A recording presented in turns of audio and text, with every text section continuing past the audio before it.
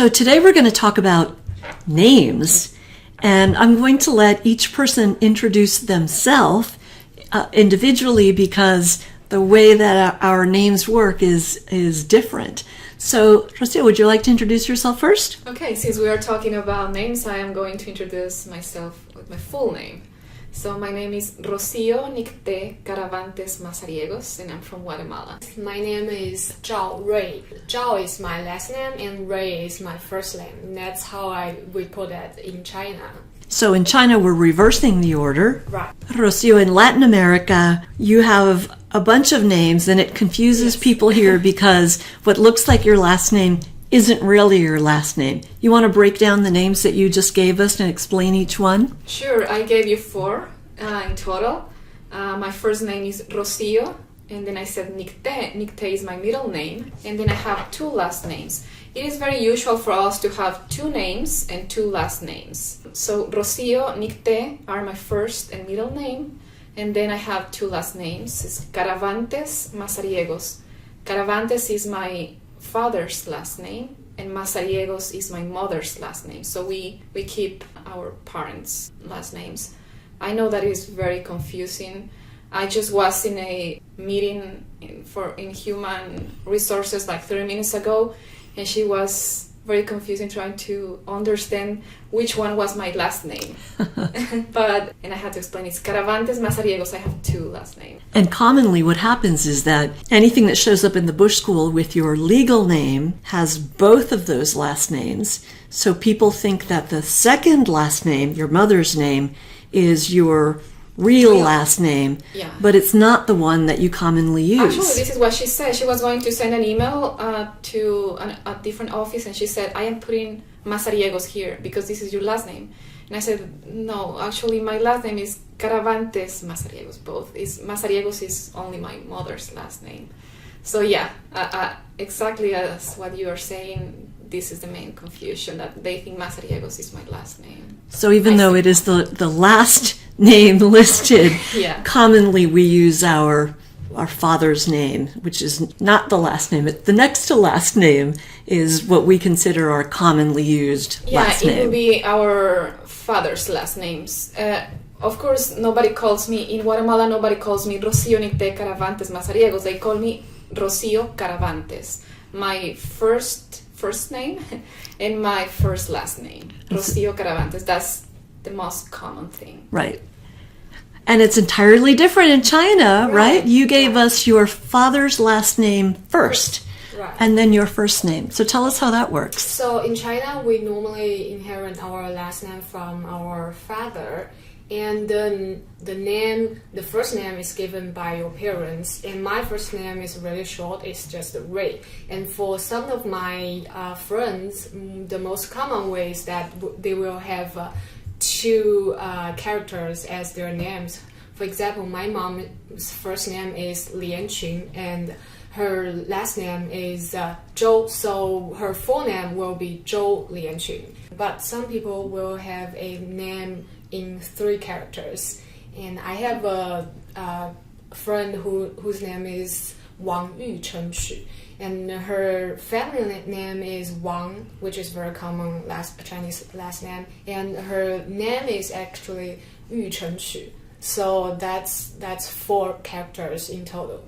So I have a Cuban name, but a very Americanized pattern of it in that my name is Marilyn Santiesteban. Santiesteban is the name that I was born with, so it's my father's name. In the United States, you can choose whether to take it or not, and he's a perfectly nice guy, but I decided not to take his name and keep my own name. So the interesting thing is, in the United States, when you send any kind of business correspondence or email, it always goes to Ms., M-S period.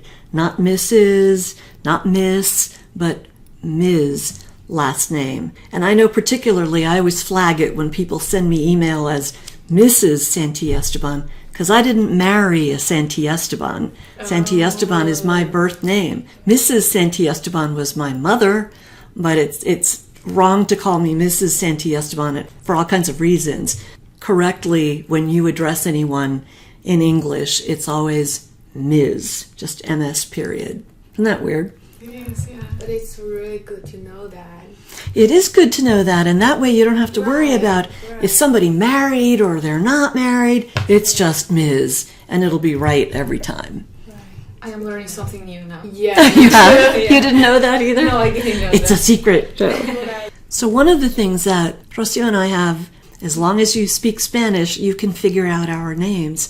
But some of the combinations that are in Chinese names are really unusual, and it's hard for us as Americans to look at Chinese names and be able to say them. Can you give us some tips? Right. So first, there's one thing called pinyin in Chinese. Ping-ing? Yes, somebody invented that system so we can spell Chinese English letters Oh, for I see. people to pronounce it our names. So you will see that people who come from the mainland China, Taiwan, Shanghai, Macau, or even Singapore, they spell their last names differently, but they pronounce it as the same pronunciation. That's because actually they are the same characters when they are written in Chinese, but people come from these different areas, use different systems to spell their names. That's why they spell differently but have the same pronunciation.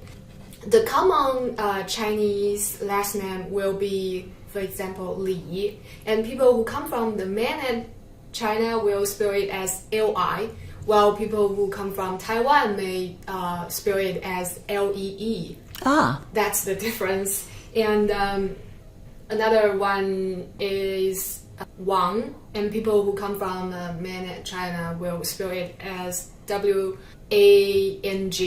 while people who come from other areas like Hong Kong will maybe spell it as Whang.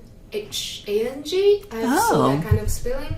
So that's the difference. And it's cool if you cannot spell it in correct Chinese pronunciation, because that means you have to learn Chinese if you want to pronounce them correctly. So don't worry about that. I'm sure people won't mind that. so a lot of it is that in English we're spelling it phonetically, because obviously the alphabet is completely different, right? So we're hearing the sounds and then writing in English what those sounds sound like. I think I was telling you earlier about my friend whose name is spelled, I think, Xiang.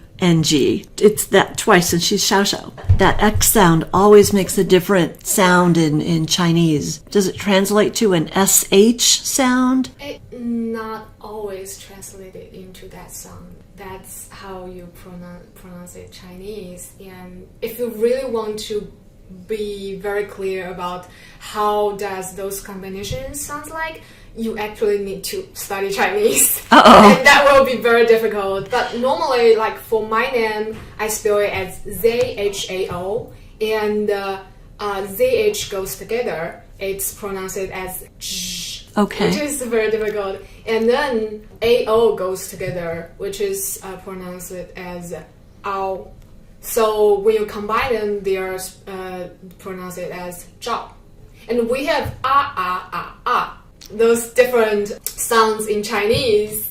It's quite difficult. When you figure out the combination of different letters, you still need to figure out which sound that name goes to. So It sounds so complicated. right, it's really, really complicated. In China, in the elementary school, students use 2 years to study that system. Is that right? Right, before they actually study how to write any Chinese.